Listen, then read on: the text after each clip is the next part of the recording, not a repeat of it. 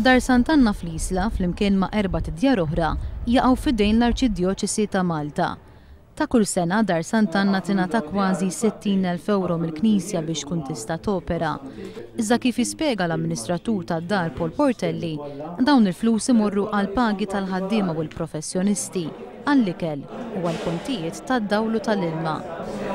Is-sitwazzjoni kif illum, il-finanzi kull ħaġa li tagħmel tant saret expensive, ġifieri anke tixtri oġġett, qabel forsi kont tixtrih jew forsi kont tittubbah, qabel kellna ħafna volontira, qabel kellna nies li jagħtu ċertu ħinijiet jew ituk xi affarijiet.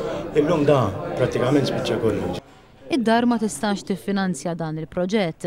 Paul Portelli qal li hemm bżonn li jkun hemm kuxjenza akbar biex ngħinu lill-anzjani fis-soċjetà tagħna. Illi speċi nġibu awer il-kulħadd illi għandna possibiltajiet li anki l-Knisja tista' tespandi l-opera tagħha anki fil-qasam tal-anzjani.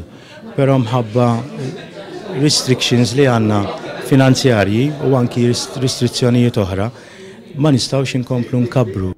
Il-proġett huwa smat li jiswa aktar minn 32,000 euro. Bħalissa d-dar tilqa' 32 resident li 2 minnhom huma Franz u Salvu li jaqsmu l-istess kamra. Tqattaħħa l-ġurnata. Għattilni, namel s-sodoku. Xidet tamel? Tiskanta il-ħin taf kif bija diku.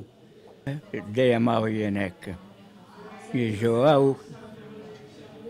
Għadanet ħattu dama. Il-miżati li ħalsu residenti varjaw minn minimu ta' 15 euro sa massimu ta' 30 euro kull jum.